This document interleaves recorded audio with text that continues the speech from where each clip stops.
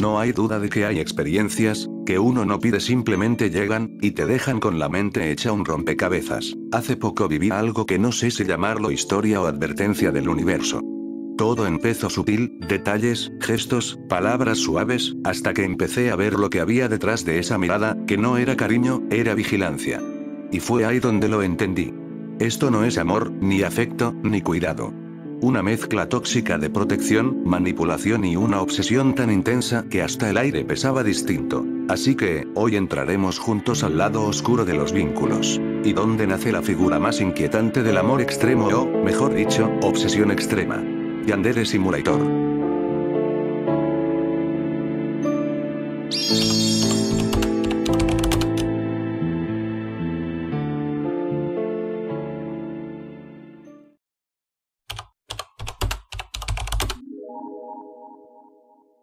Visual novel es lo que pasa cuando alguien dice: ¿y si convertimos toda la locura del juego en un anime interactivo?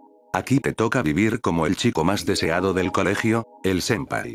El juego funciona como una historia tipo Elige tu aventura, pero con trampa, casi ninguna decisión cambia nada, básicamente lees, los fondos parecen sacados de un anime romántico barato, este es un fangame viejo, no hay información de su desarrollador, y fue creado hace más de 10 años.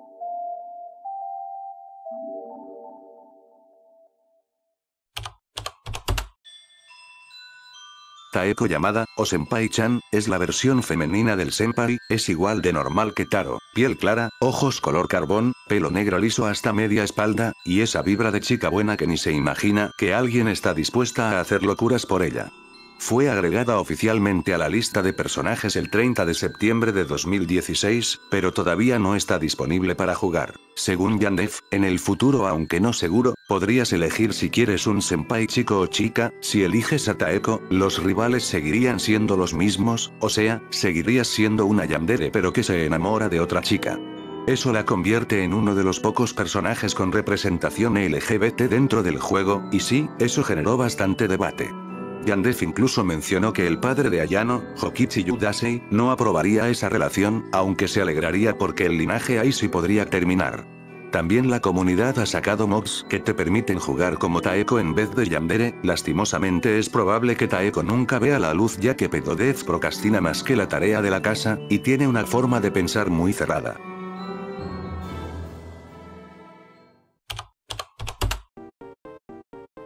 El Pose Mod es básicamente el Photoshop de los gamers. Empezó como un fan mod, hecho por un tipo llamado KGFTBZ, que lo hizo tan bien que Pedodez básicamente dijo: eso está demasiado cool, lo voy a robar. Implementar oficialmente.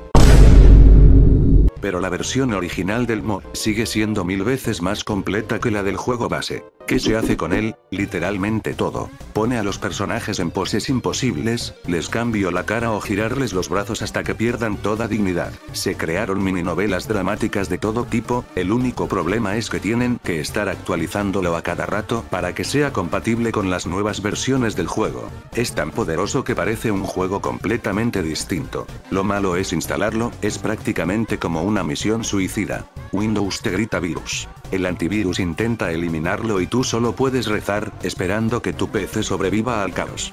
Y no se le meta un troyano. Si lo logras, felicidades, ya tienes en tus manos el modo más libre, caótico y divertido que existe en Yandere Simulator. Y si no, bueno. Ya puedes ir reuniendo para una nueva PC.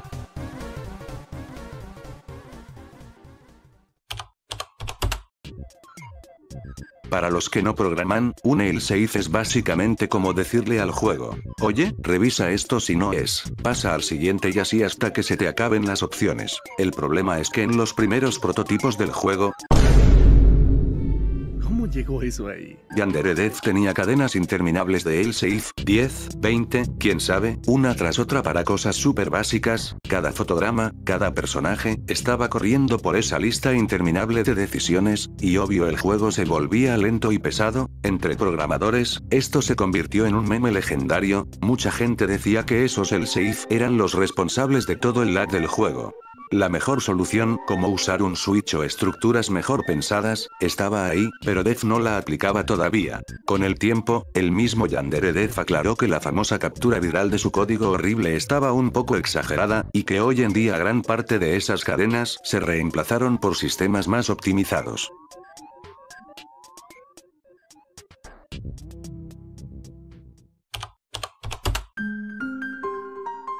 El juego no es popular en Japón y básicamente se lo toman como una broma. No es porque no les gusten las chicas locas con cuchillos o el típico cliché yandere, eso les encanta, sino porque el juego se siente raro, rarísimo. Es como si alguien hubiera visto un par de animes y dijera, así viven los estudiantes en Japón. Escuelas que parecen maquetas de feria y interacciones sociales más gringas que sushi en Nueva York. Para colmo, Yandere Def no ayudó mucho con su reputación. La historia está enredada como los cables detrás de tu PC. En Japón no pegó porque se nota que fue hecho sobre Japón, pero no desde Japón. Algo así como si vendieras tacos con pan de molde. Wey, no. Es parecido, pero el sabor no, bro, no es lo mismo. Mientras en Occidente el juego era todo un fenómeno de memes y teorías, en Japón fue más un meh.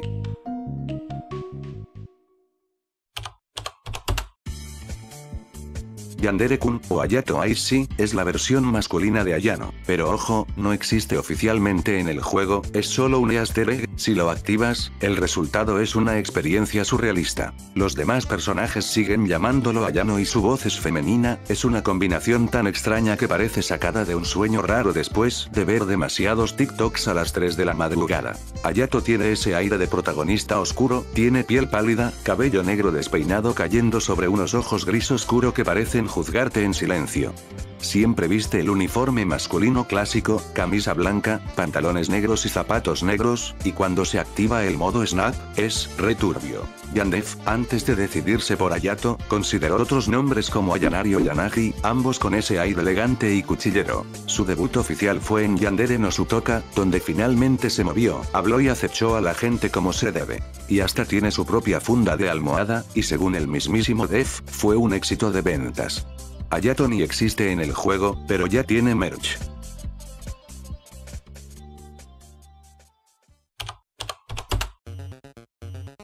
Yandere Clicker fue una parodia directa de Kookie Clicker donde, en lugar de galletas, hacías clics para conquistar a Senpai. Luego vinieron otros experimentos como Senpai Fighter, una copia de Street Fighter, y fue liberado oficialmente en 2014. En la habitación de Ayano podías jugar a Yambania, Senpai of the Night, una parodia de Castlevania lanzada en Halloween de 2015. También aparecieron cosas como el Might Café, el Dance Machine y el Art Game. En cada Halloween, sacaba un juego nuevo. Así nacieron Yandere Tale, inspirado en Undertale, Midori Forest, que parodiaba a Slender, The Eight Pages, o Yandere Deps Greatest Nightmare, donde él mismo debía derrotar a Amari, una de sus rivales más conocidas. Luego llegó Yandere no Sutoka, un survival horror con Ayano y su contraparte masculina, Ayato, cazando al jugador por los pasillos de Academy. Más adelante lanzó Mix Game, inspirado en un sueño, Yambania 2022, una versión mejorada del clásico, y Music Dream, su minijuego más reciente, publicado en el aniversario del juego en 2025.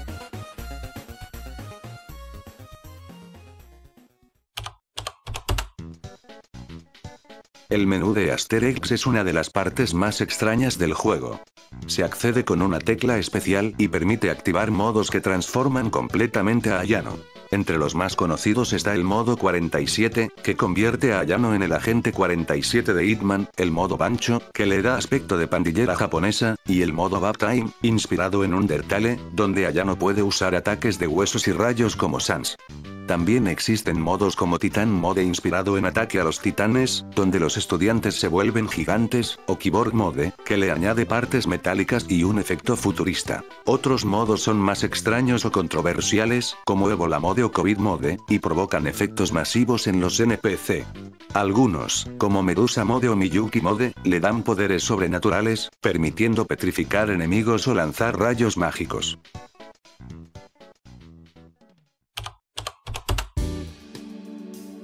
Los rivales masculinos son básicamente la versión chicos de las rivales originales, pero no están en el juego oficial. Todo esto comenzó como una broma de April Fools, Día de los Inocentes, y lo que era un chiste se convirtió en obsesión del fandom. La idea explotó, las personas empezaron a hacer fanart, historias, debates infinitos sobre cómo serían estos chicos, y hasta teorías locas sobre sus personalidades. Tanto fue el impacto que Yandere Dev reconoció la movida y hasta hizo algunos rediseños basados en lo que la comunidad creó. Osano Najimi, como la versión masculina de Osana. Amao Odayaka, como versión hombre de Amai. Izano Sonobu, Okoruto, Asoruto, Mujo-kina, Midorana, Osoro Shidesu, Mega Mosaiko y hasta Anako Yamada tienen sus contrapartes masculinas.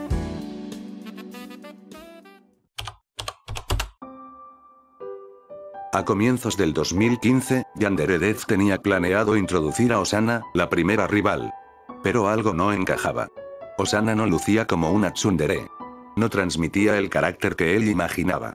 Entonces tomó una decisión rápida, separó el modelo, y lo guardó como un personaje temporal y lo usó para construir una figura nueva, que más tarde sería conocida como Rival-chan. Fue literalmente un placeholder, su IA no estaba completa, y dentro del juego no cumplía funciones más allá de caminar, estar en el mapa y servir de referencia visual, mientras Osana recibía un rediseño completo. Los jugadores comenzaron a obsesionarse con ella. Y era porque era un ser indestructible. Yandere Dev, sorprendido por la atención que despertó su personaje más básico, empezó a referirse a ella como la rival indestructible. El apodo nació porque los jugadores intentaban matarla de mil maneras, pero nada funcionaba. Rival-chan no podía. Su programación incompleta la hacía literalmente invulnerable. Pero su tiempo llegó a su fin. En julio de 2019, Yandere Dev anunció oficialmente que el modelo de Rival-chan sería reutilizado para dar vida a Raibaru Fumetsu, la mejor amiga y protectora de Osana Najimi. Raibaru heredó su rostro, su cuerpo y parte de su presencia, pero con una nueva personalidad y funciones completas de ella. Con ese cambio, Rival-chan dejó oficialmente de existir.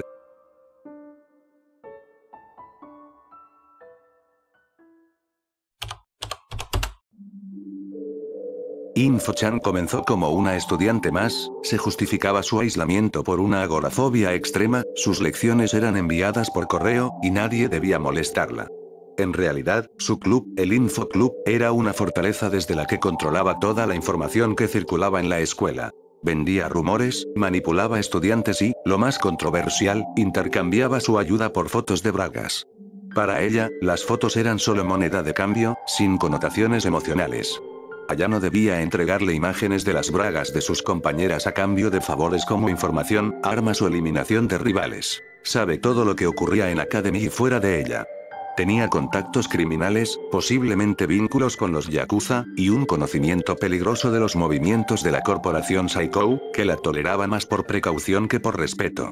Algunos creen que incluso intentó hackear Saiko Corp, aunque no tuvo éxito. Su relación con Ayano es puramente transaccional.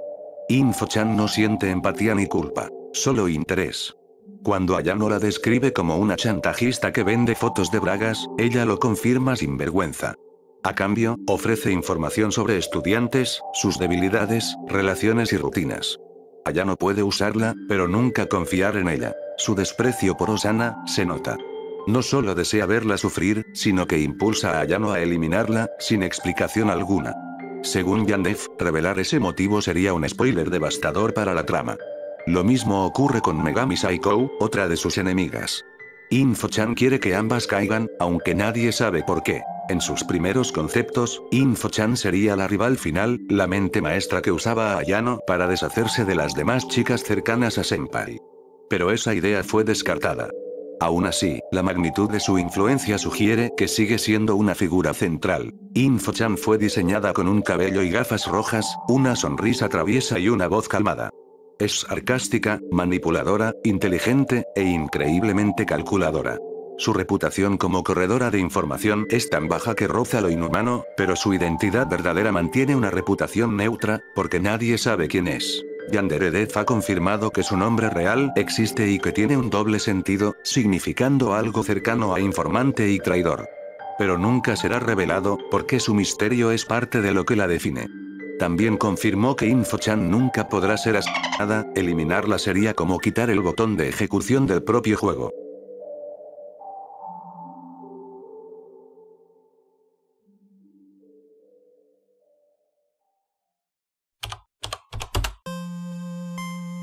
existió un grupo peculiar de estudiantes conocidos como los Rainbow Six, o 6 arcoíris.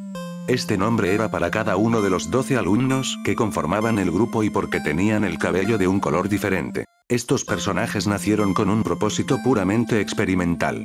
Yandere Dev necesitaba estudiantes con los cuales probar las personalidades, reacciones ante actos y comportamientos sociales del sistema de la IA.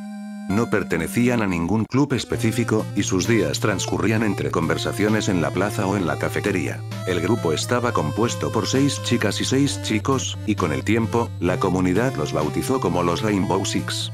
Entre las chicas destacaban Kokona Haruka, Saki Miyu, Yui Ryo, Yuna Ina, Koharu Hinata y Mei Mio. Todas compartían una marcada personalidad de mariposa social, salvo Yui, quien tenía un toque más malévolo. En el grupo masculino estaban Naruto Yuto, Sota Yuki, Ayato Haruki, Ryusei Koki, Sora Sosuke y Riku Soma. Este último, curiosamente, estaba enamorado de Kokona Haruka.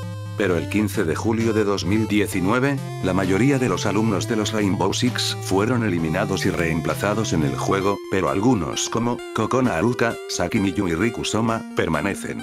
Y los personajes eliminados fueron reintroducidos en el modo de los 80 y las Rainbow Six femeninas ahora solo aparecen como personajes de fondo en la ciudad, sin ser interactivos.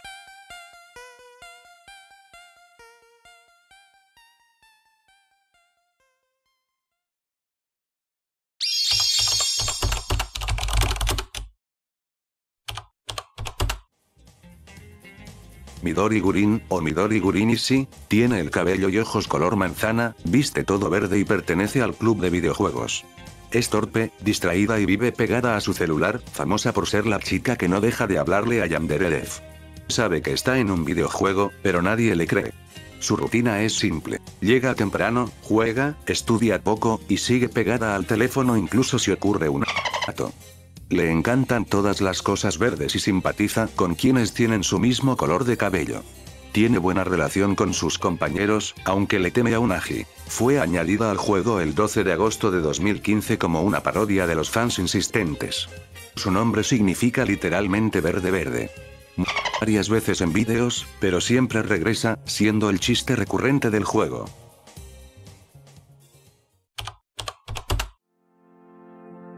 El Alphabet Killer Challenge es un modo extremo donde Ayano debe liquidar a 87 estudiantes en orden alfabético por su nombre.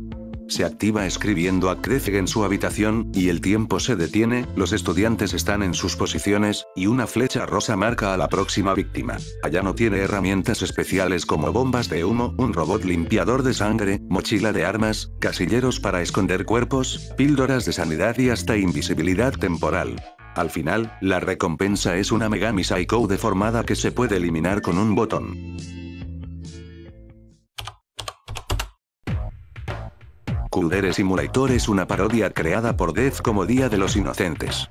En lugar de obsesionarse con un senpai, Kudere-chan se sienta en una habitación gris sin hacer nada, mostrando total apatía. Al presionar T, se transforma en Tsundere-chan, una versión más agresiva que grita vaca. Y puede ponerse un parche en el ojo.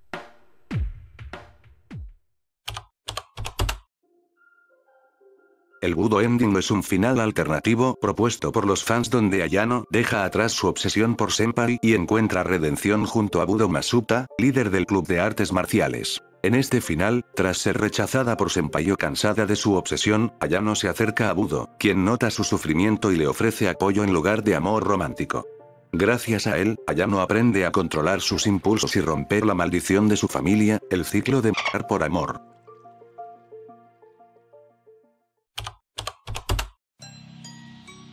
El Club del Ocultismo aparece tanto en el modo 2000X como en el modo 1980. Su salón está cubierto de tonos púrpura, con pentagramas invertidos, velas, cortinas oscuras y un altar con un cráneo, un cuchillo ritual y copas. Unirse al club reduce el desgaste mental de Ayano a la mitad y hace que los demás estudiantes tarden más en notar su comportamiento sospechoso.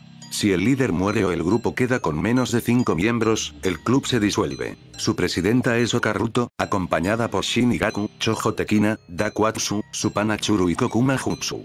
En el modo 1980, El líder es Gakuto Imakake, con Achiro Iso, Ichie Nakayama, Eiko Noguchi y Fuji Aihima como miembros. El club no sigue ninguna religión, solo busca probar que lo sobrenatural existe.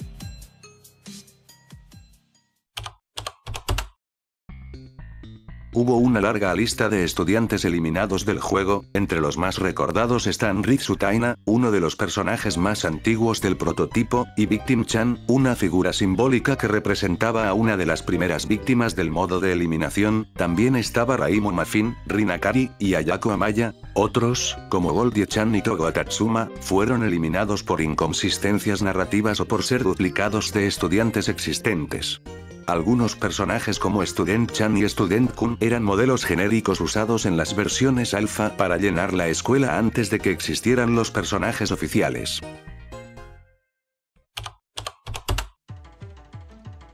Los delincuentes eran 5 estudiantes que sufrían bullying constante en Academy. Cansados de los abusos y de que nadie los ayudara, planeaban automarse, pero al ver cómo Osoro Shidesu se enfrentaba sola a una pandilla, empezaron a seguirla hasta decidieron imitarla y volverse fuertes. Se tiñeron el cabello a rubio como Osono, cambiaron su actitud y se convirtieron en los delincuentes, temidos por todos. El director quiso expulsarlos, pero la consejera pidió 10 semanas para reformarlos. Cuando Osoro fue suspendida, su segundo al mando, Umeji Kizuguchi, quedó como líder. Ahora pasan el tiempo junto al incinerador, actuando duros, pero en realidad siguen siendo chicos heridos. En el modo 1980S, también existen versiones masculinas y femeninas, inspiradas en pandillas reales japonesas.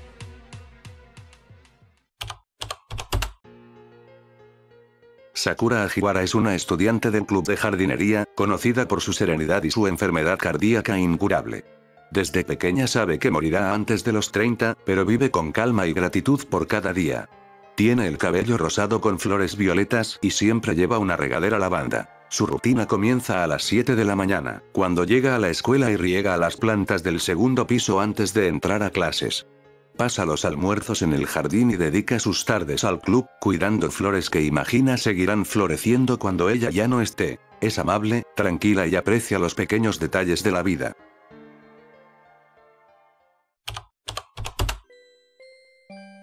Los Placeholder Club Leaders, también llamados Septiusks, eran versiones temporales de los líderes de clubes. Eran figuras monocromas con el uniforme escolar, cabello gris que tapaba su rostro y ojos completamente negros. No mostraban emociones, hablaban con una voz robótica y solo existían para permitir que Ayano pudiera unirse a los clubes. Aparecieron en la versión del 1 de febrero de 2016 y fueron eliminados en octubre de 2018, aunque regresaron ese mismo mes como parte del ritual del Empty Demon, donde reemplazaban a los líderes originales.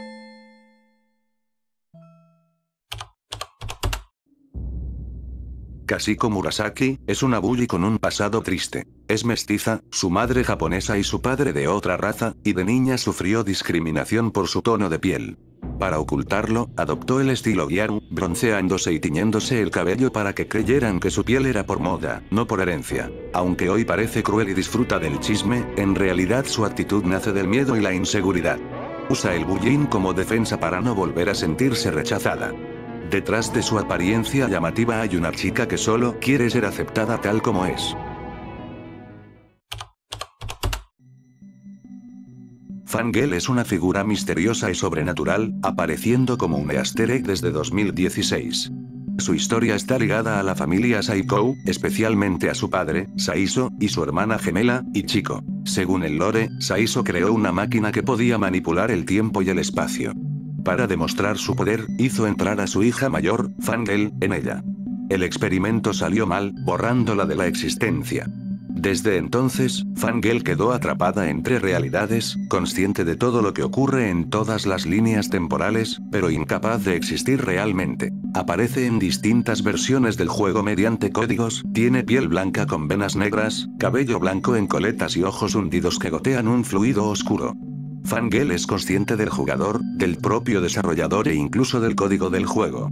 Rompe la cuarta pared, reprocha la manipulación de archivos y sabe que su historia fue eliminada. Está inspirada en Gangster de Undertale.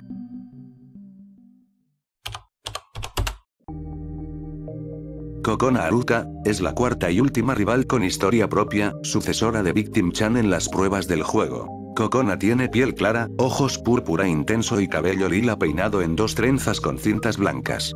El peinado es elaborado, se enrolla el cabello alrededor de cartón y se fija con laca para lograr los tirabuzones. Lleva el uniforme predeterminado con calcetines morados hasta el muslo y una pulsera de la amistad morada en la muñeca derecha. En su atuendo casual, Kokona combina un suéter lila con cuello blanco, falda de encaje de 2 capas, calcetines blancos y zapatos planos lilas.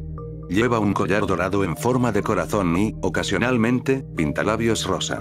Su madre murió, su padre cayó en deudas imposibles con los Ronsaku y, desesperada por ayudarlo, Kokona empezó a participar en Enhokusai, citas con hombres mayores a cambio de dinero, sin saber que la hija del usurero que arruina a su familia estudia con ella. Kokona es alegre, amigable y muy sociable.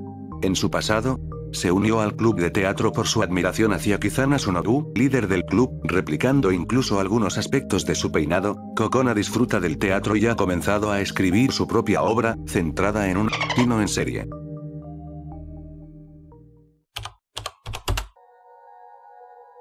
Sutemi Okada es un hikikomori, un joven recluido que abandonó la escuela y el trabajo, viviendo aislado en su habitación mientras sus padres lo mantienen por culpa y compasión. Está enfermo de obsesión, siente una atracción prohibida por su hermana, pero al no poder tenerla, transfirió ese deseo a Magical Girl Pretty Miyuki, una chica de anime, hasta convertir su cuarto en un santuario dedicado a ella. Un día vio a Osana Najimi, que es parecida a Miyuki, y creyó que era el portal que permitiría traer a su waifu al mundo real. Empezó a acosarla, consiguió su número por medio de InfoChan y la bombardeó con mensajes. Luego, llevó su obsesión al extremo, secuestró el gato de Osana para obligarla a ir a su casa y convertirla en su Miyuki viviente. Su plan, sin embargo, era absurdo e imposible, no sabía cómo cuidar al gato, ni cómo ocultar el crimen, ni cómo controlar su propia fantasía. En el juego, Ayano puede infiltrarse en su casa para rescatar al gato. Si Sutemi la descubre, la enfrenta.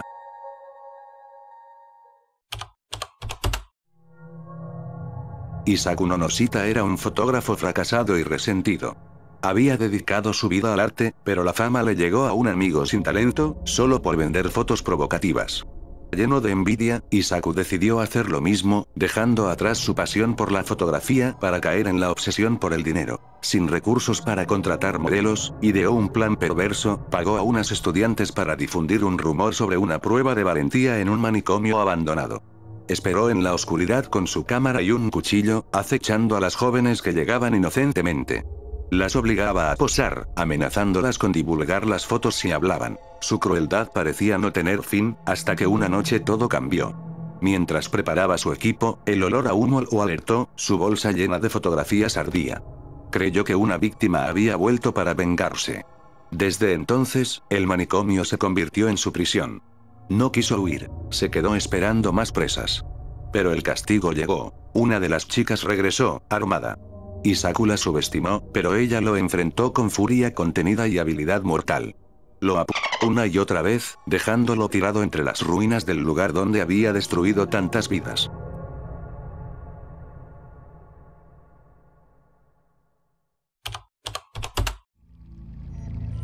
Ayano descubre que Kokona está metida en el Enhokusai o citas pagadas, porque su padre tiene deudas con los Ronsaku Loans, la empresa del padre de Musume Ronsaku.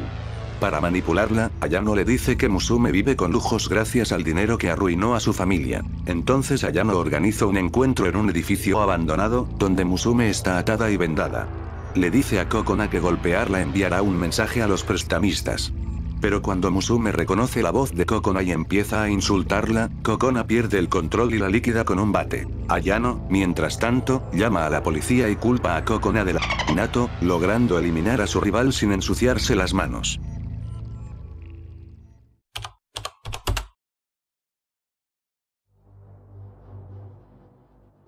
En 2016 una usuaria llamada Konuki publicó una teoría que trata de una conexión secreta entre InfoChan y el periodista. Aclaró desde el principio que no filtraba nada oficial, eran solo ideas, intuiciones y conexiones que, poco a poco, empezaban a dar forma.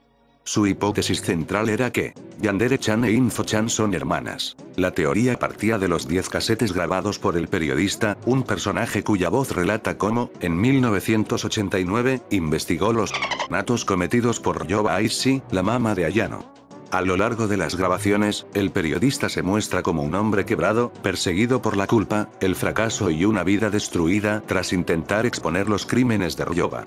En esas cintas, menciona también a su hija, una niña que creció prácticamente sola mientras él se hundía en el alcohol y la desesperación. Esa hija, según Konuki, sería Info-chan. La teoría cobra sentido cuando se observan las similitudes, ambas son calculadoras, distantes y misteriosas. El periodista describe a su hija como autosuficiente y siempre frente a un ordenador, mientras que Info-chan es precisamente eso, una experta en tecnología que comercia información desde su portátil, controlando Academy High desde las sombras. Konuki propuso un posible cronograma de eventos. En 1989, Ryoba Aishi comete los asesinatos y el periodista intenta desenmascararla. Tras el juicio, su reputación se arruina y su vida se desmorona. Conoce a una mujer extrañamente posesiva que, según la teoría, podría ser Ryoba disfrazada, se casa con ella y tienen una hija, Info-chan. La esposa muere al dar a luz, dejando al periodista resentido y emocionalmente roto. Décadas después, el periodista huye a América, dejando atrás a su hija, mientras Ryoba rehace su vida con su verdadero senpai y concibe a Ayano. De este modo, Info-chan sería la media hermana mayor de Ayano, nacida de una relación manipulada por Ryoba con el mismo hombre que intentó destruirla.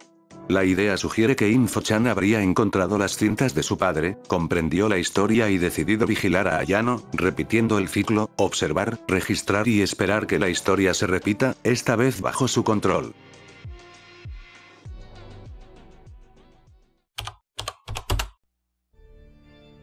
Todo comenzó hace casi un siglo, con un hombre llamado Saiso Saikou. Nació en 1928, en un Japón que aún se lamía las heridas de la guerra. A los 17 años, cuando la invasión estadounidense llegó a Okinawa, se ofreció como voluntario. No lo hizo por patriotismo, sino por ambición. Saiso creía que la guerra revelaba quién merecía vivir, y quién no. Cuando todo terminó, fundó su propio imperio, llamado Saikou Corp. En 1946, mientras Japón intentaba levantarse de las ruinas, Saiso vio una oportunidad, mientras otros reconstruían edificios, él construiría poder. Y lo hizo. Su empresa creció hasta dominar casi todas las industrias como tecnología, biotecnología, educación, armas, incluso política. Cada paso que daba lo acercaba más a su obsesión, la perfección humana. Saiso no solo quería riqueza. Quería controlar la evolución. Creía que la grandeza se heredaba, que el éxito podía programarse en la sangre. Así nació la familia Saikou, moldeada bajo esa filosofía fría, casi mecánica. En su mundo, casarse no era un acto de amor, sino una transacción genética. Los matrimonios eran elegidos con precisión quirúrgica, solo los mejores, solo los más carismáticos, los más bellos, los más inteligentes. Saiso construyó su legado final, Academy High School, en 1986. Oficialmente era una escuela prestigiosa. En realidad, era un laboratorio social. Los alumnos eran observados, analizados, moldeados.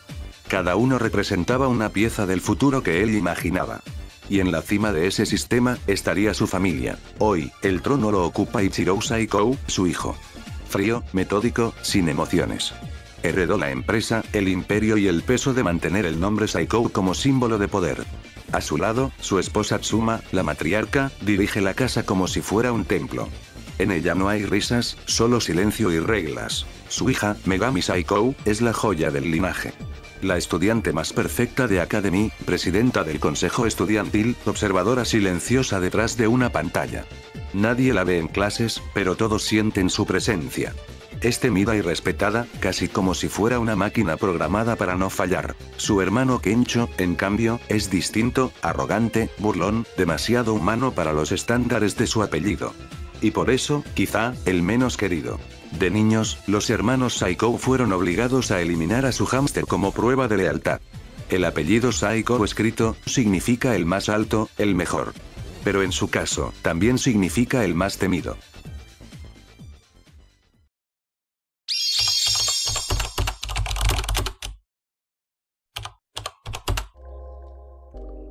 El modo Lovesick fue una versión alternativa y oscura de Ian Sim, creada por Yamdev en septiembre de 2017.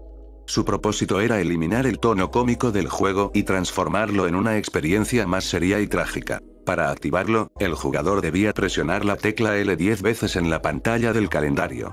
Al hacerlo, todo el ambiente cambiaba, los colores rosados se volvían rojos y negros, la iluminación se oscurecía y aparecía un leve efecto de estática.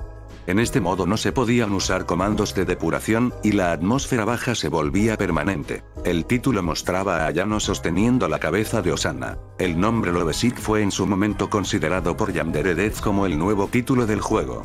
Lovesick fue añadido, eliminado y reintroducido varias veces entre 2017 y 2023, hasta desaparecer definitivamente.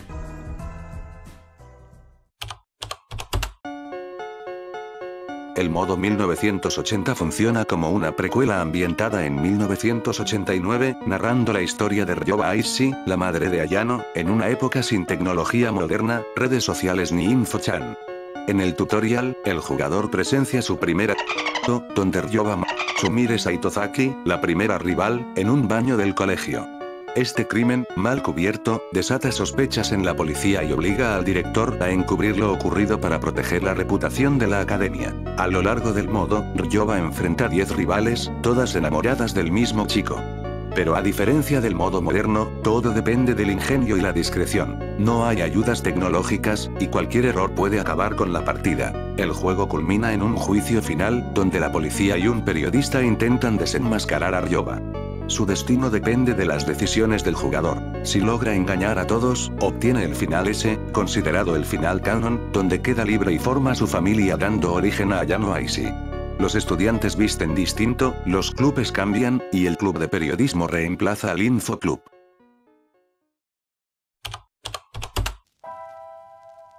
El Yakuza es un hombre peligroso que trabaja con Ryoba Aishi en el modo 1980.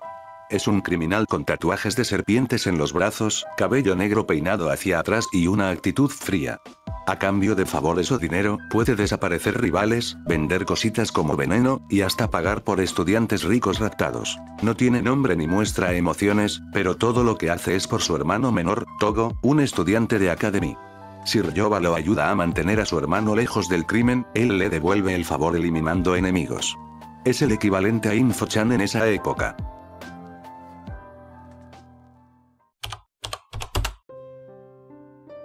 La condición Aishi es básicamente el sello de fábrica de la familia, un vacío emocional total. Las Aishi no sienten nada, ni tristeza, ni felicidad, ni miedo, hasta que se obsesionan con alguien, su única fuente de emociones reales. Pero cuando alguien se interpone entre ellos y su senpai, la mente Aishi se apaga y actúa sin empatía, sin remordimiento, eliminando rivales sin pestañear. Y lo más loco es que esa condición ha pasado de generación en generación desde hace más de un siglo, haciéndose más débil en teoría. Oga Aishi fue la primera de su linaje en llevar el apellido con orgullo. Nació en una aldea pobre, pero su madre, una tejedora talentosa, le enseñó desde niña el valor del trabajo y la belleza en los detalles. Oga creció viendo cómo las manos de su madre transformaban simples hilos en telas que parecían tener vida. Sin embargo, los años pasaban, y nadie fuera del pueblo conocía ese arte. Así que Oga decidió cambiar eso. Con el talento heredado y una determinación inquebrantable, comenzó a vender las telas de su madre a viajeros que pasaban por la zona. Al principio eran pocos, pero la calidad era tan alta que empezaron a llegar comerciantes, luego nobles. En poco tiempo, el nombre Aishi dejó de ser el de una familia humilde y se convirtió en sinónimo de elegancia. Oga construyó rutas de comercio, abrió talleres y convirtió la pequeña aldea en un centro textil. Pero dentro de ella había algo más, algo que no podía explicar, un vacío constante. La llamaban la condición Aishi, un sentimiento de incompletitud que ninguna riqueza podía llenar. Un día, mientras entregaba una pieza de tela a un cliente, rozó su mano por accidente. En ese instante, sintió que el vacío desaparecía. Era como si algo dentro de ella hubiera despertado. Lo buscó, lo encontró, y sin dudarlo, lo eligió. Decía que el amor no se pensaba, se reconocía. Ese hombre se convirtió en su esposo, y juntos tuvieron una hija, Kijiose Aishi. Oga volcó todo su amor en ella, enseñándole el arte del comercio y la disciplina. Pero también le advirtió del peso de su apellido. le explicó que, tarde o temprano, también sentiría el vacío que definía a los Aishi. Cuando llegue el día, le dijo, no lo temas. El destino de los Aishi no se puede huir, solo aceptarse. Kijiyoshi Aishi nació en una familia rica de comerciantes textiles. Su madre había levantado un negocio de telas finas tan próspero que la familia Aishi se volvió respetada en todo Japón. Kijiyoshi creció entre sedas, colores y lujo, pero desde niña sentía algo extraño, una ausencia constante, como si le faltara una parte de sí misma. Su familia lo llamaba la condición Aishi, un vacío heredado que solo desaparecía al encontrar a la pareja destinada, el alma gemela. Esa idea se volvió su obsesión. Kijiyoshi comenzó a buscar a esa persona con una precisión casi científica. Planeaba sus días, sus encuentros, y encontraba maneras de tocar discretamente a la gente, esperando sentir esa conexión. Medía telas, guiaba a clientas, rozaba manos y hombros, pero nada funcionaba. Tocó a todos en su pueblo sin hallar a nadie. Frustrada, decidió convertirse en comerciante ambulante para ampliar su búsqueda. Viajó por todo Japón con una cesta llena de telas, mostrando su arte y buscando sin descanso. Era joven, pero no indefensa, llevaba una espada escondida en su bastón y sabía usarla. En el camino fue atacada varias veces, y siempre salió ilesa. Tras un año de viajes, ocurrió lo que había esperado toda su vida. En un mercado, al tocar la mano de un comerciante, Kijiyoshi sintió una explosión de luz y calidez interior. El vacío desapareció de inmediato. Supo que lo había encontrado. Se casó con él poco después, combinando su fortuna familiar con la del hombre que completaba su alma. En 1890 tuvo gemelas, Kuji y Kiaishi, tenían kimonos de patrón cuadriculado color naranja, atado con un gran obi verde que cae en forma de moño sobre una falda del mismo tono. Todo comenzó cuando ambas se enamoraron del mismo chico, y Iki soñaba con compartirlo, incluso propuso parecerse aún más a su hermana para no pelear. Pero Koji, no. Ella eligió el silencio y la sangre. El crimen desapareció con los años, pero no la culpa. Su madre lo supo todo sin decir palabra, y su padre se derrumbó. Décadas después, Koji tuvo una hija, y el destino se burló de ella, la niña era idéntica a su hermana. Se alejó, fría y vacía, hasta que tuvo otra hija, la única que logró querer. Vivió 122 años, vio el mundo transformarse, pero nunca habló de la... Azebiki Aishi nació en 1910, y desde que respiró por primera vez ya cargaba con la condición Aishi. Su madre le dijo que algún día conocería a una persona especial, alguien que llenaría ese hueco y la haría sentir normal. Pero Azebiki no era de las que se quedaban cruzadas de brazos esperando milagros. Ella decidió entender su maldición científica y emocionalmente, aunque nadie antes lo había logrado. Se debilita con los años. Según sus cálculos, se reduce un 5% por generación y 1% por cada año con tu senpai. Supuestamente ella se curó después de 65 años. Entrevistó a todos sus parientes posibles, anotó patrones y hasta hizo tablas comparativas. Descubrió que con cada generación, la condición se volvía más débil. Además, notó que los Aishi siempre se enamoraban de alguien mayor, lo que la llevó a inventar la palabra senpai para describir a esa persona que curaba, o al menos aliviaba, el vacío.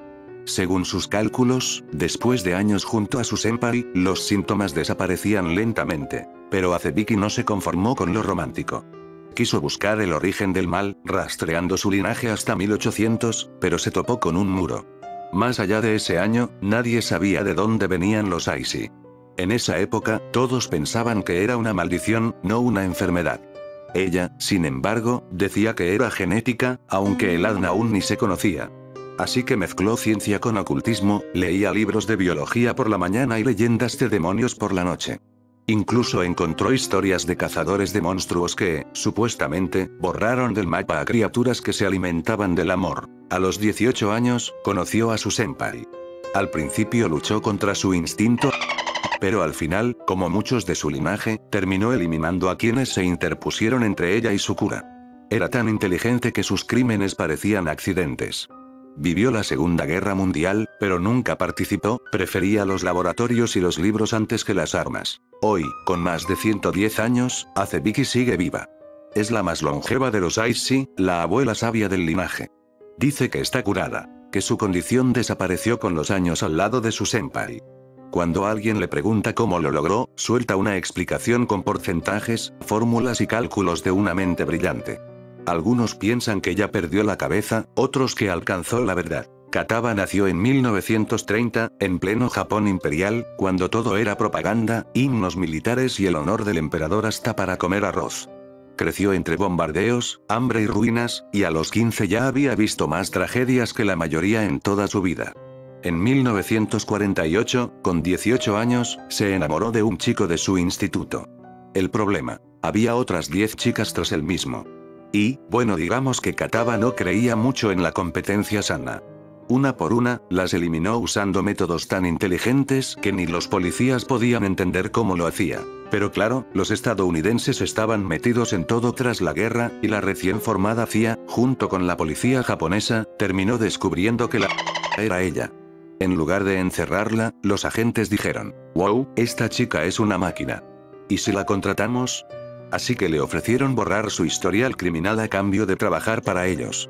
Espía, infiltrada, lo que hiciera falta. Y Kataba, sin salida, aceptó, con una sola condición: que su chico, su senpai, pudiera vivir tranquilo y con dinero. Ahí comenzó su vida como agente encubierta de la CIA y el servicio secreto japonés. Le enseñaron combate, sabotaje, vigilancia y eliminación silenciosa. Kataba se volvió tan buena que la usaban en misiones donde un hombre no podía pasar inadvertido. Se infiltraba, seducía si hacía falta, pero nunca traicionó a su marido. Aún así, odiaba la suciedad del trabajo, pero pensaba que era la única forma de evitar que la guerra volviera a Japón. En 1950 tuvo una hija, Dozuki Aishi. Sin embargo, pasaba tanto tiempo en misiones que apenas pudo criarla. Cuando regresaba, trataba de compensarlo mimándola hasta el exceso. Con los años 60, el cansancio le pasó factura. Le dieron el indulto y una vida cómoda, aunque nunca habló de su última misión, salvo bromear diciendo que salvó al mundo de la aniquilación nuclear. A veces se reía y a veces se quedaba mirando al horizonte con los ojos vacíos. La CIA, paranoica como siempre, quiso eliminarla después de retirarse. Pero el francotirador enviado no vivió para contarlo. Cuando apuntó al blanco, Kataba ya estaba detrás de él, susurrando: «Diles a tus jefes que no se preocupen por mí». Desde entonces, Kataba vive tranquila con su esposo y su hija. Dozuki Aishi nació en 1950, en el seno de una familia poderosa y con dinero suficiente para no necesitar nada ni aprender a ganarse algo.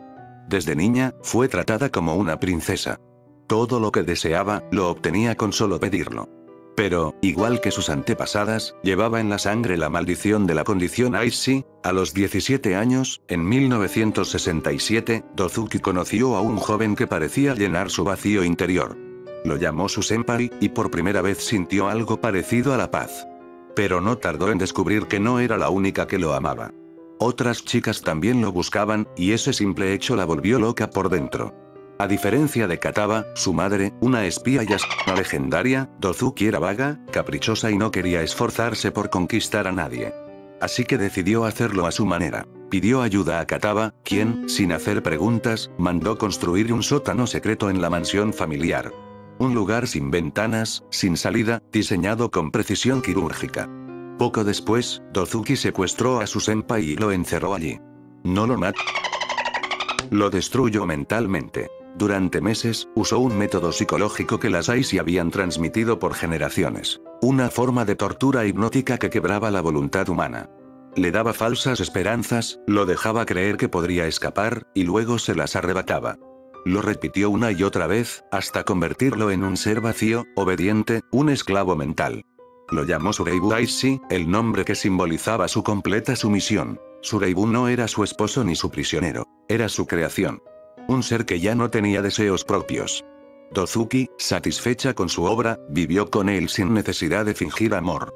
No necesitaba que la amaran, solo que la obedecieran.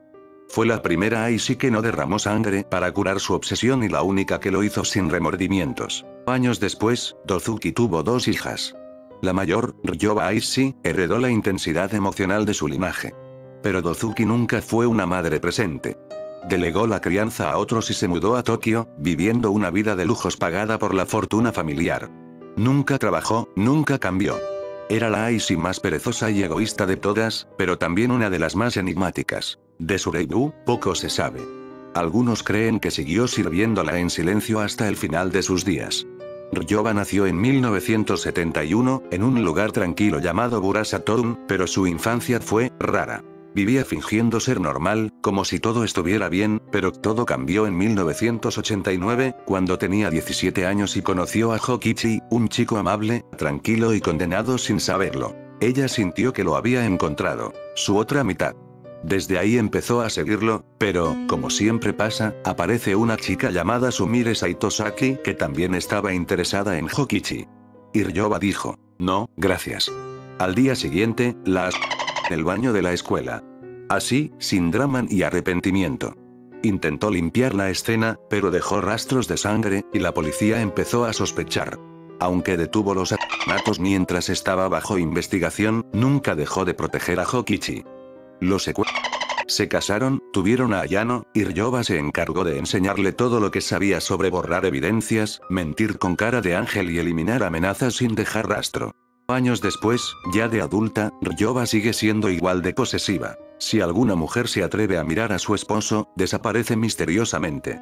No se sabe cuántos asesinatos más cometió, pero una cosa es segura: los genes Aishi no perdonan. Ayano Aishi, o como la mayoría la conoce, Yandere-chan, es básicamente la versión más moderna y perturbadora de la maldición familiar Aishi.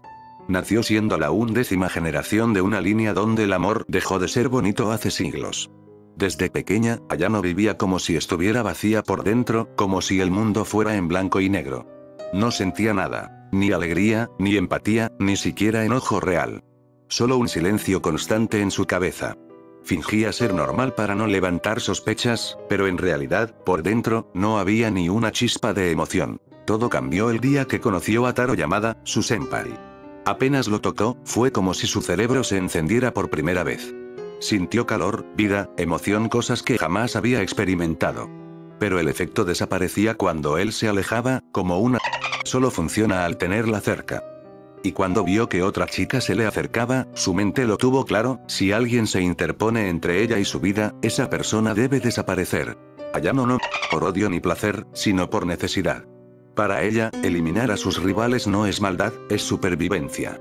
Cada rival que se acerca a Taro es una amenaza directa a su única razón para sentir.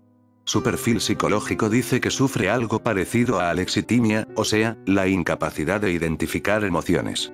No siente culpa, solo una especie de lástima confusa, y su mundo gira alrededor de un único objetivo: conseguir que su senpai la quiera. Lo más raro es que, según las teorías genéticas de Asebiki Aishi, la condición debía debilitarse con cada generación, pero Ayano parece todo lo contrario.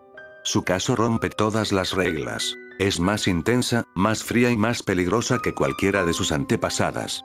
Algunos piensan que su versión de la condición es como un eco final, una mutación que volvió aún más fuerte el impulso Aishi.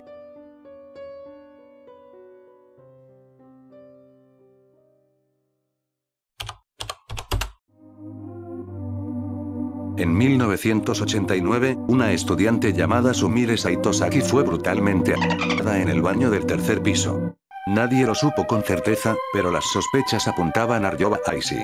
El cuerpo fue descubierto al día siguiente, sin huellas claras y con la escena limpiada con precisión. La policía no encontró pruebas, y el crimen quedó impune. Las alumnas contaban que el baño del tercer piso se volvía helado de repente, que los espejos se empañaban solos, y que se oían pasos cuando no había nadie. Con el tiempo, algunos afirmaron haber visto una figura femenina con el uniforme escolar de los años 80, el rostro completamente oscuro y un solo ojo amarillo brillante, rodeado por dos llamas azules flotando. Siempre miraba en silencio hacia quien la observaba. En la versión de 1980 del juego, se puede ver su silueta usando la cámara fotográfica; en la versión de 2023, solo con la cámara del móvil. Si el jugador intenta fotografiarla, la chica fantasma gira lentamente la cabeza para mirar directamente al lente, incluso si no está frente a él. Su cuerpo flota ligeramente y sus movimientos son rígidos. Como si su alma aún no comprendiera que ya no pertenece al mundo de los vivos. En vida, Sumire era una chica amable, risueña y querida. Nunca buscó conflictos. Sin embargo, desde su muerte, su espíritu permanece atrapado en la escuela, condenado a revivir su último momento una y otra vez. Antiguamente, antes de ser confinada al baño, la chica fantasma aparecía bajo el árbol de cerezos del patio, observando desde la distancia. Con cada actualización del juego, su presencia se ha vuelto más definida, más consciente.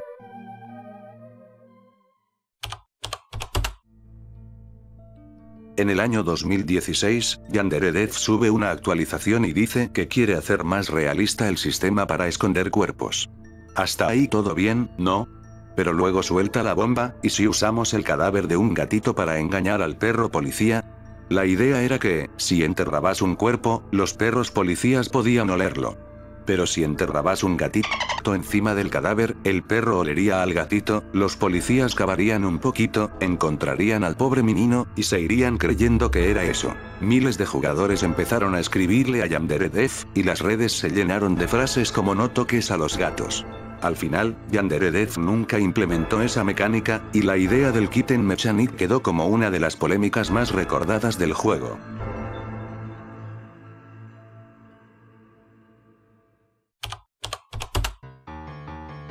En vez de usar nombres auténticos japoneses, bueno, creo que le gano la improvisación. Por eso existen combinaciones raras como Yui Ryo, que en Japón sería como llamar a alguien Sofía Sofía. Luego están los nombres basados en colores como Midori Gurin, que literalmente significa verde verde, también puso nombres de broma como Ruda Poresu, que suena japonés pero solo significa reserva. Los protagonistas tampoco se salvan. Ayano es llamada Yandere-chan, y Taro Yamada es un nombre genérico, el equivalente japonés de Juan Pérez.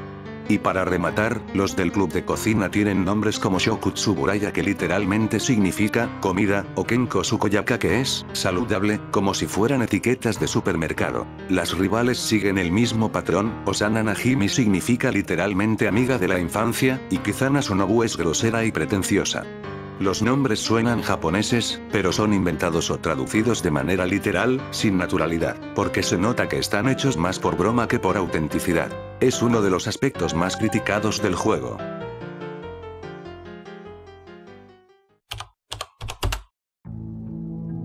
Los modelos de Yandere Simulator sí, Ayano, Taro, Raibaru y compañía, no son originales. Son assets de Unity comprados hace años por Yandere Dev, editados un poco, pero básicamente sacados de una tienda. El tipo lleva casi 9 años desarrollando el juego, y como los modelos no los hizo él ni los encargó oficialmente, no puede usarlos libremente si el juego algún día se vuelve comercial. Está atrapado legalmente con recursos que no controla del todo. Lo curioso es que esos mismos modelos se volvieron la cara del juego, y cambiarlos ahora sería casi como borrar su identidad visual. O sea, la comunidad ya asocia esas caras genéricas con los personajes. Además, todas las animaciones, poses del juego están construidos sobre esos modelos. Cambiarlos implicaría rearmar el esqueleto completo y tirar años de animaciones hechas a mano o por fans. Por eso Yamdev vive diciendo que son provisionales, pero sigue encargando más animaciones para los mismos, lo que suena un poco contradictorio. La solución que mencionó en su blog fue rediseñar esos modelos antiguos sin tocarlos desde cero, o sea, un lavado de cara más que un reemplazo real. De esa forma evita romper el código, mantiene a los animadores tranquilos y puede decir que actualizó el diseño. El problema: el juego es básicamente un collage de recursos de distintas fuentes, algunos incluso retirados por temas legales. Así que el cambio no es por estética o perfeccionismo, sino por pura supervivencia técnica y legal.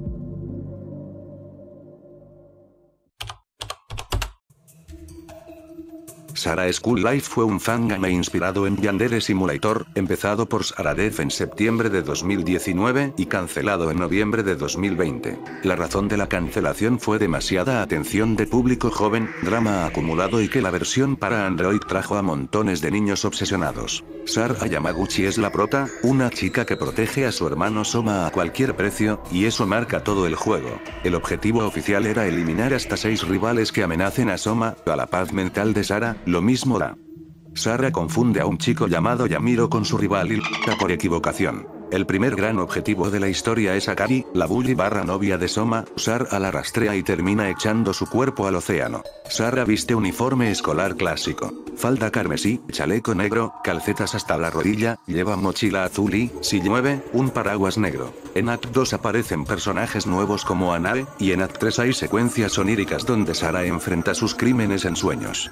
El proyecto fue rehecho en 2023 y completado por terceros. Luego esa versión se filtró en internet, según lo que circula. Saladez pidió que la comunidad dejara atrás el juego por la toxicidad que atrajo.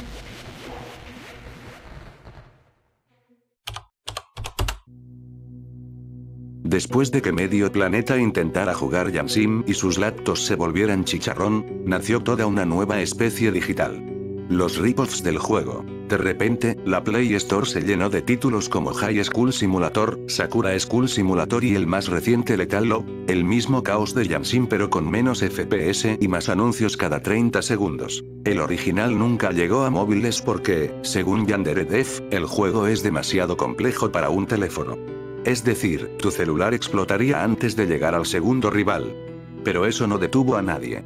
Algunos clones agregaron zombies, otros poderes mágicos, y aunque los gráficos a veces parecen sacados de un PlayStation 1 pintado en Paint, no se puede negar que estos clones tienen su propio encanto caótico. Son el lado B del fenómeno Yandere, extraños, rotos y adictivamente divertidos.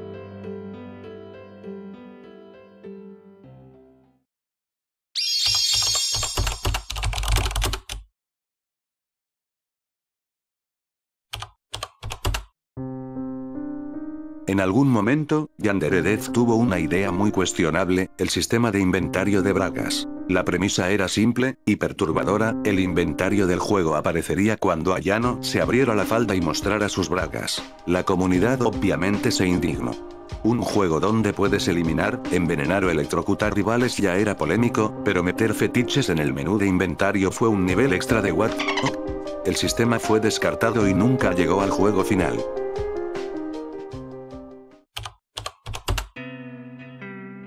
Entre 2010 y 2013, Alex trabajó en una empresa llamada Kung Fu Factory, un estudio que hacía juegos para consolas y móviles con sede en Los Ángeles, California. Por cierto, Alex es de California. Aquí era el típico diseñador junior. Trabajó en títulos súper diferentes, desde cosas lindas como Hello Kitty Seasons, sí, el tipo que haría un juego de asaltos escolares trabajó con Hello Kitty, hasta peleas intensas como Supremacy Miguel Figs.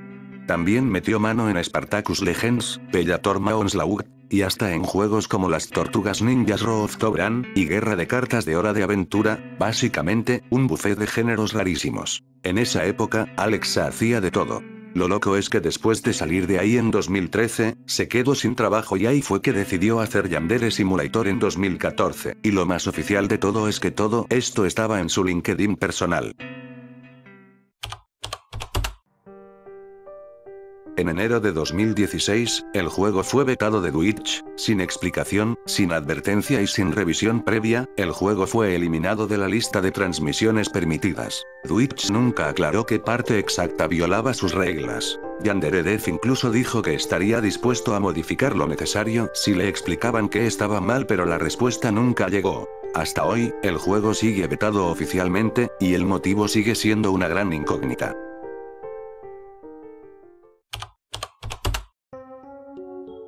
En 2017, Yandev anunció con entusiasmo que se había aliado con TinyBuild, la empresa detrás de Hello Neighbor. La idea era que ellos iban a limpiar y optimizar el código del juego, haciendo que fuera más rápido y profesional. Se suponía que TinyBuild iba a ser ese amigo que te ayuda a ordenar tu cuarto. El problema: entraron a un ecosistema laboral lleno de caos digital que venía de la mano de, como no, el gran Dev. El código era un desastre total. Según TinyBuild, estaba mal organizado, difícil de mantener y lleno de funciones pegadas como cinta adhesiva. Ellos querían reescribirlo desde cero, mientras que Yandere Dev quería seguir agregando más cosas, y rivales sin parar. Terminó en una semiguerra interna silenciosa entre los programadores de Tiny que solo querían orden y Dev que solo quería seguir cavando el mismo hueco sin parar. El resultado de esto fue el fin de la colaboración oficialmente en 2018, apenas un año después, con la excusa de diferencias creativas. Había un contrato firmado de antemano que tenía como pauta exclusiva no hablar mal del otro, así que la solución del Yandev fue simple: no hacer nada. Si literalmente se quedó callado y no habló del tema. Fans filtraron correos donde supuestamente Yandere Dev nunca cumplió pagos y hubo amenazas. Después de eso, TinyBuild se enfocó en Hello Neighbor, que salió con bugs por todos lados, y algunos jugadores bromeaban diciendo que Yandere Simulator los había maldecido. Desde entonces, Yandef trabaja solo, literal porque nadie lo aguanta, y Tinybuild nunca volvió a mencionar el tema.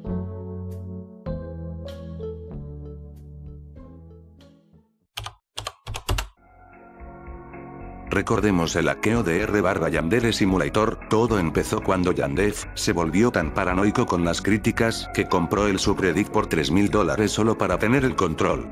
Sí, $3.000 para que nadie se riera de su código bugueado. No tiene para pagarle a voluntarios, pero sí para comprar un subreddit. Pero el plan se le cayó porque tiempo después, un hacker llamado Null hackea el Reddit de Yandere Dev y coloca en la descripción Null Fans Club. Null es un admin de Kiwi Farms. Y mientras tanto, R/Osana, el subreddit liberal que se dedicaba a exponer al desarrollador, juraba que no tenía nada que ver con el hackeo.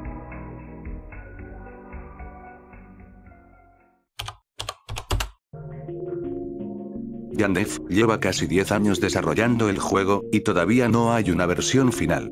Y aún sigue recibiendo dinero de Patreon cada mes, y eso tiene a medio internet con la ceja levantada. Muchos piensan que el man está estirando el desarrollo solo para seguir cobrando. El tipo gana, según sus propias publicaciones, unos $3.500 mensuales y dice que el resto del dinero se va a pagar a voluntarios, aunque medio mundo duda que esos voluntarios existan o cobren algo. Y por si fuera poco, usó la plata del Patreon para comprarse cosas que veremos más adelante del video. Con todo eso, los fans empezaron a sospechar que Yandere Simulator se convirtió más en una fuente de ingresos que en un juego real, porque cada actualización es mínima y se demora meses en salir. Aún así, el Patreon sigue activo, la gente sigue donando, y Alex sigue prometiendo. Y seguimos esperando. Según Dev se han recaudado solo $30.000. Aunque hay análisis que dicen que ha recaudado más de $300.000 en lo que va de vida de Yandere Simulator.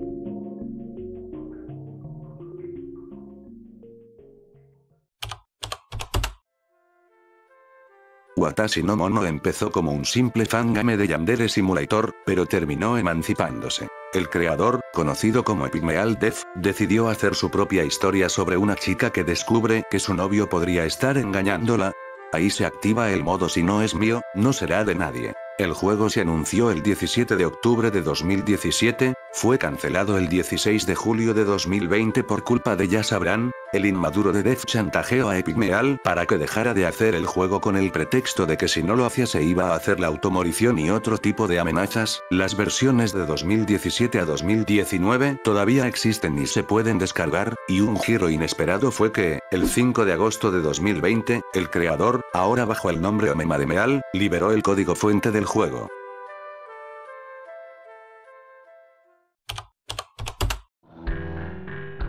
Los gremlins o duendes, como los bautizó Yandef. Básicamente así llamó a toda persona que se atreviera a criticar su juego roto. En su mente, estos duendes eran los enemigos públicos número 1. Hizo un video épico llamado Odio y Vergüenza, donde básicamente se puso el papel de héroe incomprendido rodeado de hordas de haters con mala vibra. Hasta, pagó a un artista para dibujar gremlins feos, deformes y tontos, con esa estética de caricatura salida de un meme de 2009. En el video, mostraba esas criaturas como si fueran los responsables de que su juego no gustara, mientras él quedaba como el pobre genio torturado por la maldad del internet. Obviamente, ya no existe en su canal. Lo borró, quizá pensando que así desaparecería la vergüenza. Pero internet, siempre, tiene copia de todo. Desde entonces, cualquier crítica o comentario negativo se transformó automáticamente en un gremlin atacando a Yandere Dev. Y mientras él luchaba contra esos monstruos imaginarios, los verdaderos problemas del juego seguían ahí riéndose desde el código.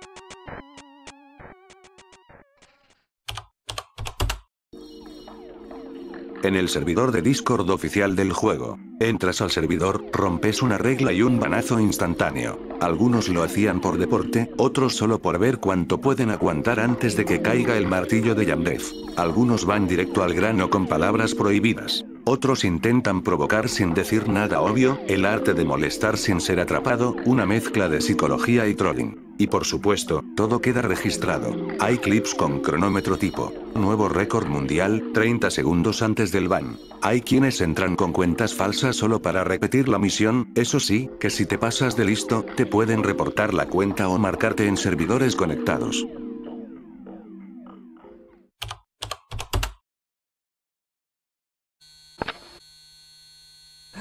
Yo, Eva X, quiero proponer un brindis a Nicholas Alexander por haber pirateado exitosamente Warcraft 3 para que él pueda jugar Defense of the Ancients. ¡Felicidades, Nick! Disfruta tu Dota.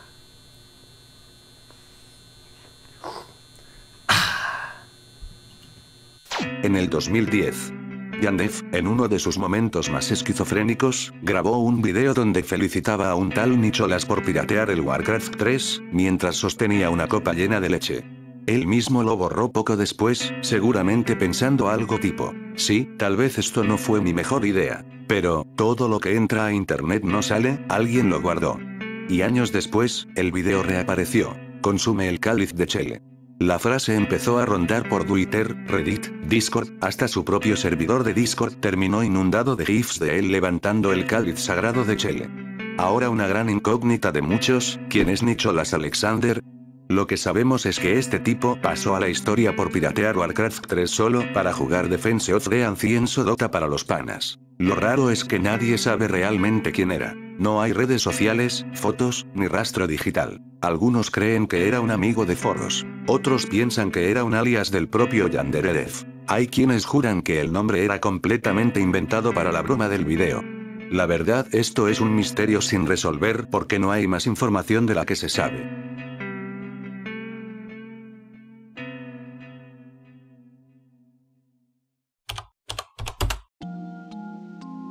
Yandef tenía un héroe y era Mike Z, el programador principal de Skull Heroes, un juego de peleas que todos los fans del estilo cartoon anime aman. Def lo idolatraba tanto que quiso ser como él, así que se puso manos a la obra y en 3 meses hizo su propio prototipo de un juego de pelea llamado Lunar Skite.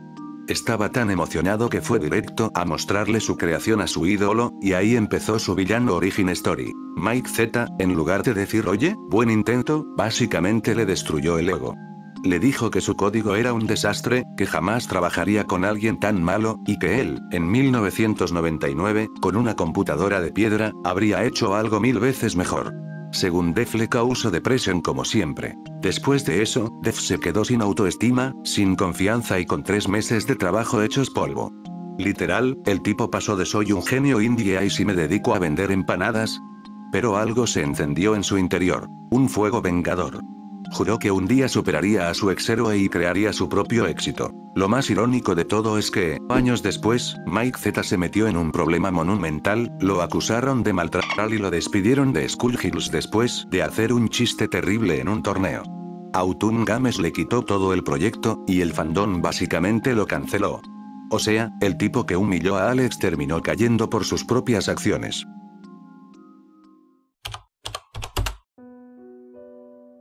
Una artista que había trabajado gratis para Yandef lo acusó de permitir que otra artista del equipo, llamada Mulberry, le plagiara un dibujo.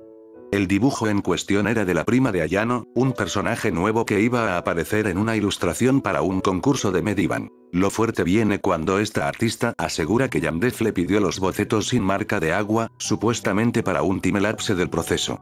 Pero luego, mágicamente, aparece una silueta idéntica hecha por Mulberry, y ahí fue cuando se prendió la mecha. Ella dice que Def le dio esos bocetos a Mulberry para que los copiara. Mulberry, por su parte, tiene un historial medio dudoso. La artista original publicó todo en r/Osana, mostrando comparaciones entre sus bocetos y la versión oficial. La cosa escaló cuando Def trató de justificarlo diciendo que no veía problema en que se recreara una imagen que ya le pertenecía, a lo que ella respondió que nunca le pagó, así que el dibujo seguía siendo suyo. Encima, ella asegura que Def intentó pagarle después solo para que se callara, lo negó minutos después, y la acusó de estar delirando.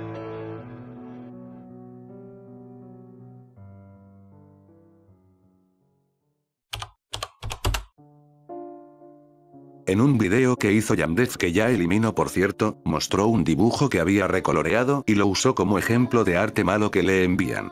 El problema es que nunca le enviaron este dibujo, y fue hecho por una niña, así que se estaba burlando del dibujo de una niña al azar. La gente se molestó y con razón por esto, y un par de años después del video, el dibujo original fue encontrado y apodado Arya Codinson. La ortografía difiere, en un juego de palabras con Are You Coding, Son.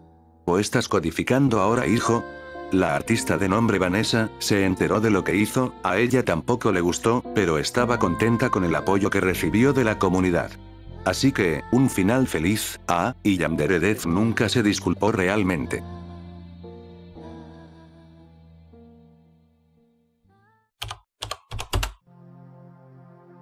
Joel Creeper era moderador, colaborador y figura medio polémica dentro del fandom. Un día alguien lo confrontó por haber baneado a 2 personas del servidor, y cuando le preguntó por qué lo hizo, dijo que ni se acordaba, pero que seguro tenía razón. Luego explicó que estaba reventado por un trabajo donde lo trataban fatal, lo hacían cambiar de tarea cada 5 segundos. Básicamente, el tipo estaba al borde del colapso y, por lo que parece, volcó parte de esa frustración en el servidor. Después admitió que sí, los baneos fueron reales, pero que los tipos lo habían provocado desde Twitter, diciendo que querían ver si lograban que los expulsaran.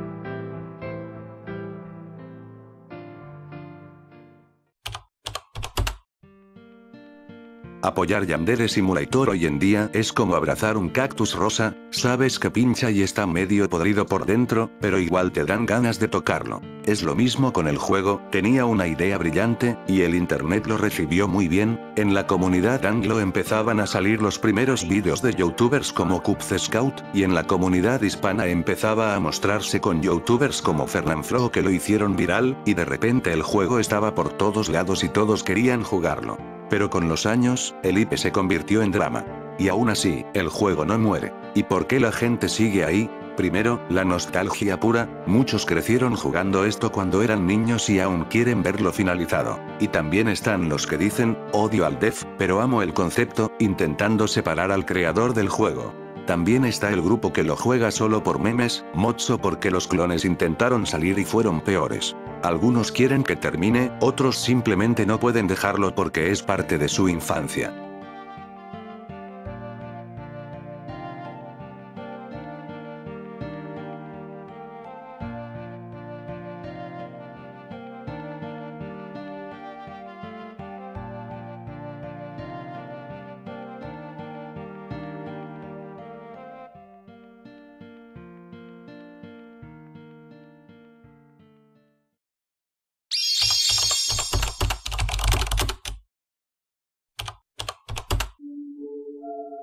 Yandere Death dijo que no creía en el trastorno de identidad disociativo, TID. Todo comenzó en su servidor oficial de Discord, donde supuestamente expulsó a un moderador por mencionar que tenía TID. Alex habría dicho que ese trastorno no existía y que era algo raro y vergonzoso. Lo irónico no se escapó de nadie. Hermano, hiciste un juego sobre una chica con psicosis, y niegas los trastornos reales.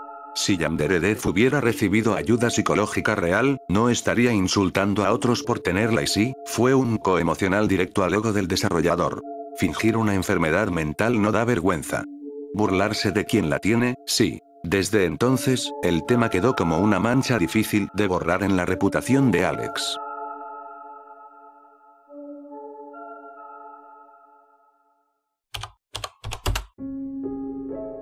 El juego terminó en el sótano más oscuro, todo gracias a la Mal Rule 30 Pro, esa ley cósmica que dice si existe, alguien lo sexualiza.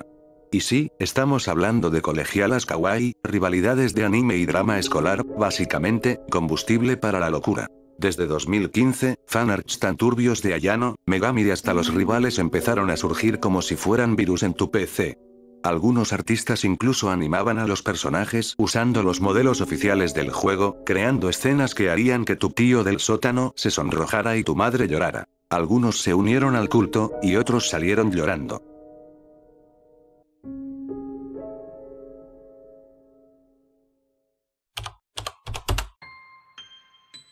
Love Letter, principalmente llamado Lovesick, nació como la respuesta directa al eterno desarrollo de Ian Sim. Su creador, Dr. Pace, junto con un pequeño grupo de colaboradores, quiso demostrar que sí se podía hacer un juego del estilo Yandere, sin tardar una década. La promesa era simple pero ambiciosa, una versión gratuita, optimizada y completa del concepto que Yandere Death nunca terminó. El anuncio fue un éxito. Miles de jugadores cansados del estancamiento de Ian Sim vieron en Lovesick una luz verde, algo fresco. Sin embargo, cuando la noticia llegó a los oídos de Death, la reacción fue: tumbar el tráiler del juego, le metió un strike por copyright. Yandere Dev se contactó con Dr. Apex y le dijo que arruinó su vida y que sus disculpas no sirven para nada, porque la gente ahora piensa que se puede recrear Ian Sim en 2 días. La situación escaló cuando se supo que Yandere Dev había amenazado con hacerse la automorición si Lovesick continuaba en desarrollo. Desde aquí la gente empezó a usar el hashtag #RipYandereDev. Poco después, salieron a la luz acusaciones graves contra Dr. Apex, y el hecho de que parte de su equipo de desarrollo estaba formado por adolescentes trabajando sin paga. Su reputación se desplomó. A eso se sumó un golpe técnico, se descubrió que Love Letter usaba assets reciclados de Ian Sim y de juegos anteriores de Dr. Apex, como Earthbreak. En otras palabras, el juego no había sido hecho en 2 semanas, como él afirmaba. Era un reciclaje, esa mentira fue la chispa final. Entre acusaciones de acoso, amenazas de muerte, filtraciones y el linchamiento público, Dr. Apex decidió cancelar definitivamente Love Letter. Argumentó que su salud mental no soportaba más el odio de la comunidad.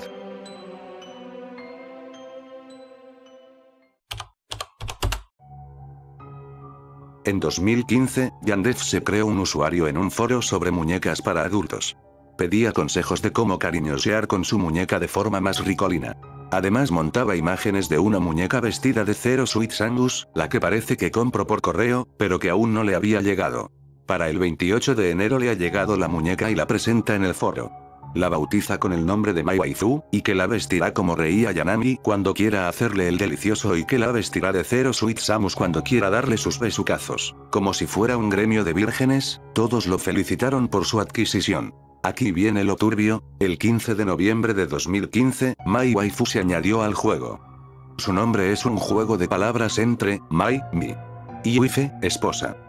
Cuando Mai salió en 2015, su descripción decía algo así como su corazón está puesto en un desarrollador de juegos del extranjero, pero ahora su diseño cambió un poco y su descripción se modificó a algo sobre ser una gran fan del anime y perseguir una estética anime, razón por la cual quiere que la llamen Mai Waifu, cuando al parecer su nombre real es Mai Wakaura. Después en febrero dice que Ian Sim podría salir a final de año y pide que le donen plata en Patreon para chambear al 100%. Aunque la verdad, quiere el dinero para comprarle cosas como ropa a la muñeca.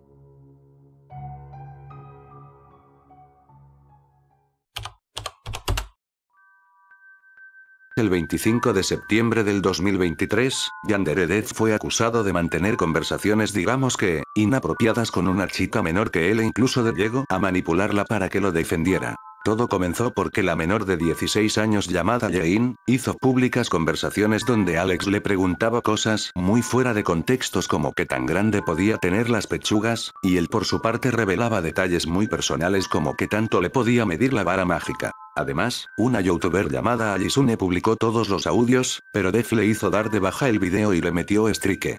Aunque la evidencia aún está disponible. No, I don't go out. I just stay inside and work on the game. You should turn your camera. Oh, you'll see how old I am. Okay, look at you. You're cute. Yeah, exactly. You should. I don't know if you too. I don't feel good about it. Okay. Oh, you're sweet. I have a question for you. What's the question? I want you to like call off guard or anything. Go ahead. You talk to other girls, maybe. No. Okay. Wouldn't it make me a bad guy if I did? It would make me an upset person if you did. You'd be upset? And then it's just like not like in a serious way, just like, you know. Oh. Am I a bad guy for talking to you? Should I stop talking to you? No, you should stop talking. Well, I mean, like, you should, but please don't. Just, like, you know, pause. I like your company. Oh, you're so sweet. Do you think you can call like this more often? Maybe. I had fun. You're funny. It's fun to listen to you talk. Learn from the high next time. I just make it. I would also be very interested in interacting with you when you are regular. I want to learn what regular you is like. Okay. You're so cute. You're saying that. It's because you keep being cute. If you don't want to be called cute, then stop being so cute. It's simple logic. Cuando Alex se enteró de que Allie había filtrado los audios, inmediatamente fue a hablar con Jane para convencerla de que no debía hablar esas cosas tan fuera de lugar sobre él. Se puede decir que la chantajeaba diciéndole que no le creerían su versión ya que él tiene muchos fanáticos, haciéndoles creer que todo fue montado con inteligencia artificial para que no creyeran en los audios. El muy vara larga, logró salirse con la suya, aunque ella había comenzado la funa, porque cuando le pusieron el strike a Lila de Nun aparecía a nombre de la Jane y ella misma confirmó que Alex la estaba ayudando a responder. Así que este Gromer pensaba que se estaba saliendo con la suya, pero ya era muy tarde puesto que muchos youtubers de habla inglesa estaban hablando del tema y se habían difundido varios audios, y finalmente en el foro de desarrollo de Ian Sim terminó admitiendo todo por medio de un comunicado, diciendo que Shane le habló y que él le respondió ya que parecía divertida. Desde el principio ella dijo tener 16 años, pero que no le dio importancia ya que no tenía nada de malo, así que empezó a tratarla como un amigo más. Comenzó a tratarla como uno de los chicos y que al poco tiempo comenzaron a hacerse chistes fuera de lugar, siendo un tanto vulgarillos y chistes sensualongos, solo que no lo quiere admitir en cuanto al intento desesperado de manipular para que ella no hable. Hello, I'm Yandere Dev, the developer of Yandere Simulator. Last year, an extremely serious allegation was made about me that I would like to address. The accusation is that I attempted an underage fan of my game. I will take accountability and admit that I did discuss inappropriate topics with a fan.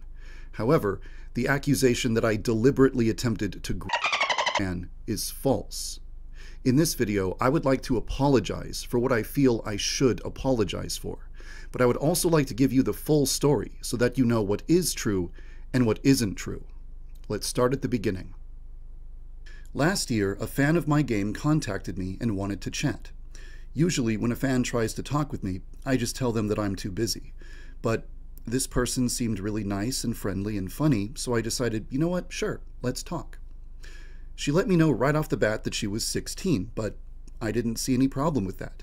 When I was 16, I had online friends that were in their 20s and 30s, so it just didn't feel weird to me. In the beginning, our conversations were normal, but she had a kind of adult sense of humor, and every now and then she would bring up a topic or ask a question that wasn't really appropriate.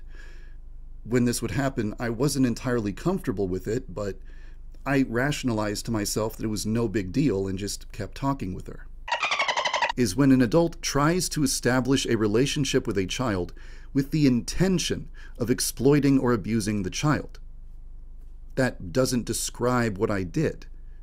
I didn't develop a friendship with the girl for that reason. That wasn't my intention. I did not attempt to establish a romantic or relationship with the girl. But after having my behavior explained to me as commonly associated with romance, I can understand how it was interpreted that way. I feel like it's worth mentioning that a lot of the remarks I made only sound bad when they're out of context. For example, there was one time when the girl jokingly said, "You should make an OnlyFans." And I said, "No, that's dumb. No one would ever want to see that." And she said something like, "Come on, it's so easy to make money on OnlyFans." And when I heard that, I thought, whoa, that's a little concerning. I'm sorry for having inappropriate conversations I never should have had. I'm sorry for neglecting myself until I created problems for everyone around me. I'm sorry to all of the people who I ignored when they warned me countless times that my behavior was becoming more and more self-destructive. And I'm also sorry for one other thing. After this whole controversy started, people started targeting anyone associated with me or my project for harassment. People even targeted the girl that I spoke to, spreading misinformation about her and spamming her with horrible images. It's one thing to screw up your own life, but it's another thing entirely to screw up so badly that you bring hate and abuse and harassment into the lives of others just for being associated with you. I am deeply sorry for that. I just hope you can find it in your heart to forgive me. A partir de esta polémica, la mayoría de los actores de voz de su juego decidieron abandonarlo, empezando por la actriz que le da vida a Yano Aishii, una de las más importantes. Esta controversia ha sido un golpe más para el final definitivo del juego.